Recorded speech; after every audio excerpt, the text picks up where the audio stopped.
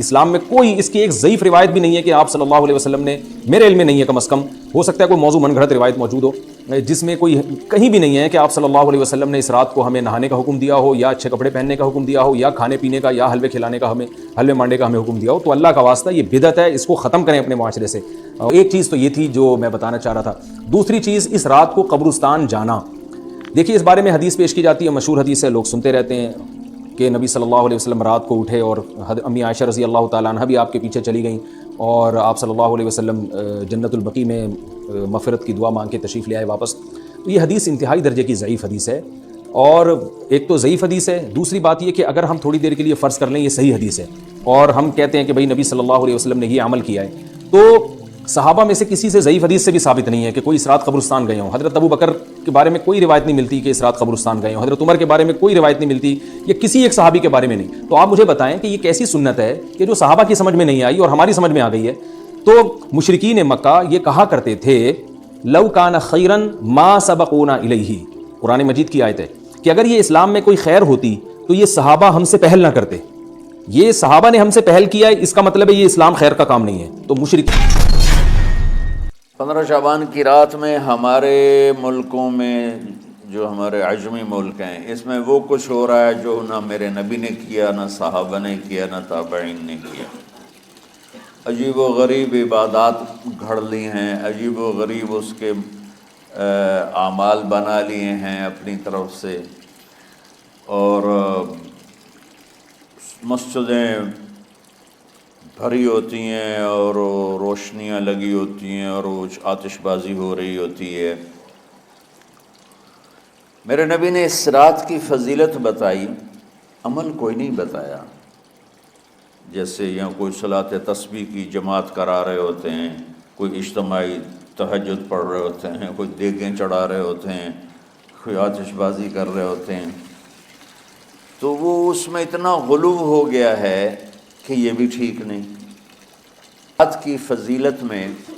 جتنی احادیث ہیں وہ ضعیف ہیں، لیکن اتنی کثرت سے ہیں کہ ان سب کا مل کر جمع ہو کر کم از کم وہ حسن لغیر ہی تک تو پہنچ جاتی ہیں. اور ابن عثیمین رحمۃ اللہ علیہ نے بھی یہ لکھا ہے کہ زیادہ سے زیادہ ان احادیث کے مجموعے سے، چونکہ اگرچہ ضعیف ہیں لیکن کافی زیادہ ہیں، تو وہ حسن لغیر ہی تک پہنچ جاتی ہیں. تو حسن لغیر ہی سے کوئی عمل ثابت نہیں ہوتا، عمل ثابت ہوتا ہے صحیح حدیث کے سے. کیوں نہیں منانے دیا جاتا ہے اس کو؟ دیکھیں مسئلہ عبادت سے نہیں ہوتا، کسی بھی نہ عالم دین کو ہو سکتا ہے نہ کسی مسلمان کو ہو سکتا ہے. مسئلہ یہ ہوتا ہے کہ ہم بعض نظریات ایسے رکھ لیتے ہیں کسی بھی دن کے حوالے سے یا کسی رات کے حوالے سے یا کسی شخص کے حوالے سے جو صریح قرآن پاک کی مخالفت پر کھڑے ہو جاتے ہیں. آسان الفاظ میں ہم اللہ کے کلام کو غلط قرار دینے پر تل جاتے ہیں. اچھا، شب برات کے اندر پرابلم یہ آتی ہے، شب برات میں ہمارے یہاں ایک اصول، کچھ چیزیں، کچھ نظریات ہیں جو بن چکے ہوئے ہیں. مثال کے طور پر جیسے ہی یہ رات آئے گی، جو بر صغیر کا ماحول ہے آپ اس میں دیکھیں گے میسیجز ایسا چلنا شروع ہو جائیں گے کہ بھئی یہ وہ رات ہے جس میں تقدیر کے فیصلے ہوتے ہیں، یہ وہ رات ہے جس میں اہم فیصلے ہوں گے، دعا کرنا. اب یہ نظریہ ہمارے یہاں عوام کے اندر ایک دماغوں میں بیٹھ چکا ہو. پرابلم اس سے ہے، اس لیے کہ یہ صریح قرآن پاک کے خلاف. سورہ دخان میں اگر آپ پڑھیں گے اللہ تعالیٰ فرماتے ہیں اِنَّا أَنزَلْنَاهُ فِي لَيْلَةٍ مُبَارَكَةٍ، ہم نے ایک برکت والی رات میں قرآن پاک کو نازل کیا. اس آیت سے یہ استدلال کیا جاتا ہے کہ وہ شب برات ہے، 15ویں شعبان کی رات ہے جس میں اللہ تعالیٰ نے اس سورہ دخان میں ذکر کی. پرابلم یہ ہے جب قرآن اپنی وضاحت خود کر دے، اللہ نے قرآن میں خود اس کی وضاحت کی کہ شہر رمضان الذی انزل فیہ القرآن، وہ رمضان کا مہینہ ہے جس میں قرآن نازل ہوا. پھر سورہ قدر میں اللہ نے خود فرما دیا اِنَّا أَنزَلْنَاهُ فِي لَيْلَةِ الْقَدْرِ کہ وہ لیلۃ القدر ہے جس میں قرآن نازل ہوا. پھر سورہ قدر میں اللہ نے وضاحت فرما دی تنزل الملائکۃ والروح فیہا بإذن ربہم من کل امر، ہر اہم امور کے لیے فرشتوں کا نزول اس رات کو ہوتا ہے جو لیلۃ القدر ہے. یعنی بالکل کھل کر قرآن پاک نے جب ایک مقدمہ رکھ دیا، اس کے بعد میں کسی بھی دلیل کی بنیاد پر، چاہے وہ کوئی روایت ہو، چاہے وہ کوئی موقوف بات ہو، کوئی مرفوع بات ہو، یا آثار آپ کے پاس آ رہے ہوں، اس بنیاد پر میں بولوں نہیں وہ شب برات والی رات ہے کہ جس میں تقدیروں کے فیصلے ہو رہے ہیں، تو قرآن پاک کو آپ غلط قرار دے دیں۔ تو سب سے بڑا پرابلم یہ آتا ہے، عبادت والا مسئلہ تو ایک ثانوی حیثیت میں انسان ڈسکس کرتا ہے نا، سب سے پہلے یہ جو نظریات شب برات کے بنے ہوئے ہیں، یہی صریح قرآن پاک کے خلاف ہو جاتے ہیں۔ اچھا، کچھ روایات بھی ایسی آ رہی ہیں جس میں نمازوں کا ذکر آ رہا ہے، مختلف دنوں کی مختلف راتوں کی نمازیں اس کے اندر آ رہی ہیں، طریقہ کار بھی بتایا جا رہا ہے بھئی اس طریقے سے اتنی رکعتیں تم نے پڑھنی ہیں۔ تو شب برات کے حوالے سے جو نمازوں کا ذکر آ رہا ہے یہ درست ہے؟ دیکھیے اس کے اندر بھی کوئی بھی روایت ہمارے پاس آتی ہے اللہ کے نبی علیہ السلام سے منسوب، ہمیں دیکھنا چاہیے ماضی میں محققین علماء کیا کامنٹ کر کے گئے ہیں، وہ روایتیں ٹھیک ہیں، وہ روایتیں اس قابل ہیں کہ اس کو اللہ کے نبی علیہ السلام کی طرف ہم نسبت دیں۔ تو یہ جو صلاۃ الرغائب نام سے جو بھی ہیں، رجب کے اندر پڑھی جانے والی نماز یا 15ویں شعبان کو پڑھی جانے والی نماز، رسول اللہ صلی اللہ علیہ وسلم سے منسوب جو آئی ہیں، یہ بالکل جھوٹی روایتیں ہیں، اور متفق ہیں محدثین محققین کے سب جھوٹی روایتیں ہیں۔ ایک اہم بات یہ کہ یہ بھی یاد رکھیں کہ دو طرح کی روایات ہیں، جن میں ایک میں تو ان کی اس روایت کی فضیلت وارد ہوئی ہے اور ایک میں عبادت کی فضیلت وارد ہوئی ہے۔ تو یہ خوب یہ ذہن میں اچھی طرح سمجھ لینا چاہیے کہ کسی دن یا کسی رات کی فضیلت سے اس میں عبادت کی فضیلت ثابت نہیں ہوتی، عبادت کی فضیلت کے لیے الگ سے دلائل چاہیے ہوتے ہیں۔ جمعے کی رات کی فضیلت ہے کیونکہ جمعے کا دن مقدس ہے، لیکن اس میں عبادت کی فضیلت نہیں ہے۔ آپ صلی اللہ علیہ وسلم نے فرمایا لا تختصوا لیلۃ الجمعۃ بصلاۃ ولا یوم الجمعۃ بصیام، جمعے کی رات کو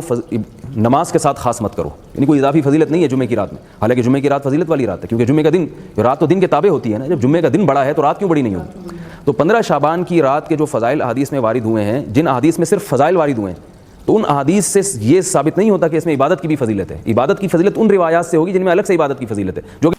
بس رکیں، بہت ہی اس رات کو اللہ تعالیٰ نے انہوں نے دو باتیں کہی، دونوں کو ذرا جوڑ کے دیکھیے۔ پہلی بات انہوں نے کیا کہی ہے کہ امت کا عمل چلے آ رہا ہے، یعنی امت چونکہ عمل کرتے آ رہی ہے اس لیے اس رات میں عمل کیا جائے گا۔ پھر یہ کہتے ہیں کہ جو ڈھول باجا، جو بات کی جو کچھ خرافات امت میں بعد میں یہ یعنی یہ بھی چلا رہا نا، یہ کہہ رہے ہیں کہ دو طرح کا عمل چلا آ رہا ہے، ایک تو عبادت والا عمل چلا رہا امت میں، کہتے وہ ماننا ہے، پھر یہ جو ڈھول باجے والا کچھ اور عمل ایڈ کیا گیا ہے، وہ چونکہ بعد میں امت نے اس کو جو ہے عمل کرنا شروع کیا، اس کو نہیں ماننا ہے۔ ہماری سمجھ میں آتا ہے کہ آپ نے تفریق کیسے کی کہ ایک عمل جو چلا آ رہا ہے اس کو ماننا ہے، اور بعد میں جو ڈھول باجے شروع ہوا یہ بھی تو کئی سالوں سے شروع ہے، یہ بھی تو اچھا خاصا زمانہ ہو گیا کہ لوگ کرتے آ رہے ہیں، آپ کو ماننا ہے امت کے عمل کی وجہ سے ماننا، تو دونوں کو مانیے۔ اب آپ یہ کہیں کہ نہیں یہ جو ڈھول باجے والی بات ہے یہ بعد میں شروع ہوا ہے، یعنی اللہ کے نبی کے دور یعنی صحابہ سے نہیں چلا رہا، تو صحابہ سے شب برات اور یہ 15ویں شعبان کی عبادت بھی نہیں آ رہی ہے۔ اگر یہ ڈھول باجا بعد میں شروع ہوا ہے، عہد صحابہ کا دور اس سے خالی ہے، تو 15 شعبان کی عبادت کا معاملہ بھی عہد صحابہ سے خالی ہے۔ عہد صحابہ میں اس کا کوئی سراغ نہیں ملتا، کسی ایک بھی صحابی سے 15 شعبان کی رات عبادت ثابت نہیں ہے۔ تو جس طرح ڈھول باجا کو آپ ریجیکٹ کر رہے ہیں کہ بھئی امت میں شروع ہوا لیکن شروع پہلے سے نہیں تھا، پہلے لوگوں نے نہیں کیا تو ہم اس کو نہیں مانیں گے، تو ایسے 15 شعبان کی رات کی عبادت بھی صحابہ نے نہیں کیا، تو بعد کے لوگ ایجاد کرتے رہے، اس سے کیا فرق پڑتا ہے، ہم اس کو نہیں مانیں گے۔ تو ناظرین آپ لوگوں نے خود سن لیا، اگر کوئی کچھ بھی عمل اس رات میں مانتا ہے، ذرہ برابر کا کوئی عمل مانتا ہے، تو اس کے لیے دلیل لینا ہوگا یا تو قرآن سے یا حدیث سے یا صحابہ کے دور سے۔ بعد کے سلف کیا کرتے آئے ہیں کیا کرتے نہیں، یہ دلیل نہیں بنتی۔ اور حسن علی گہری کا ایک اصول ہے، حسن علی گہری وہ حدیث بنتی ہے جو متصل تو ہو کوئی سند اس کی، یہاں پہ تو نصف شعبان کی جتنی سند ہے کوئی ایک سند بھی متصل مرفوعاً ثابت نہیں ہوتی، کوئی ایک سند بھی جو متصل ہو۔ تو حسن علی گہری ہونے کے لیے متصل تو ہونا چاہیے، سند ہی متصل نہیں ہے، وہ حسن علی گہری کیسے ہوئے گی جو اگرچہ اس کی 100 سے زائد